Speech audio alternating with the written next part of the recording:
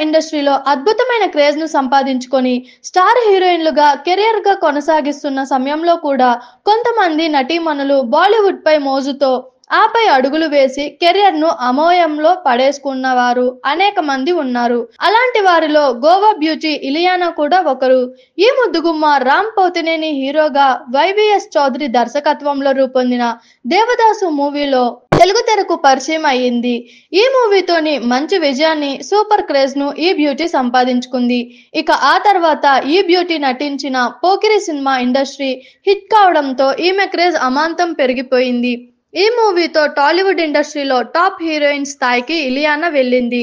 ఇక ఆ తర్వాత నుండి ఈమెకు వరుసగా క్రేజీ అవకాశాలు దక్కడం, అందులో చాలా మూవీలు అద్భుతమైన విజయాలు అందుకోవడంతో ఈమె తన రెమ్యునరేషన్‌ను కూడా భారీగా పెంచేసింది.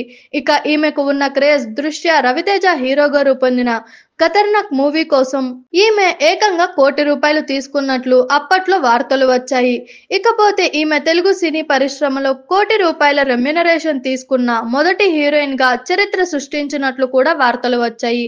అంతలా క్రేజ్‌ను సంపాదించుకున్న ఈ బ్యూటీ తెలుగులో కెరియర్ పిక్స్‌లో ఉన్న సమయంలో హిందీ సినీ పరిశ్రమ వైపు అడుగులు వేసింది. కానీ అక్కడ ఈమెకు అవకాశాలు కొన్ని వచ్చినా అవి పెద్దగా సక్సెస్ కాలేదు. దానితో ఈమె కెరియర్ గ్రాఫ్ భారీగా పడిపోయింది. ఇక ప్రస్తుతం ఈయనకు తెలుగులో సినిమాలు లేవు. అటు హిందీలో కూడా పెద్దగా ఆఫర్లు లేవు.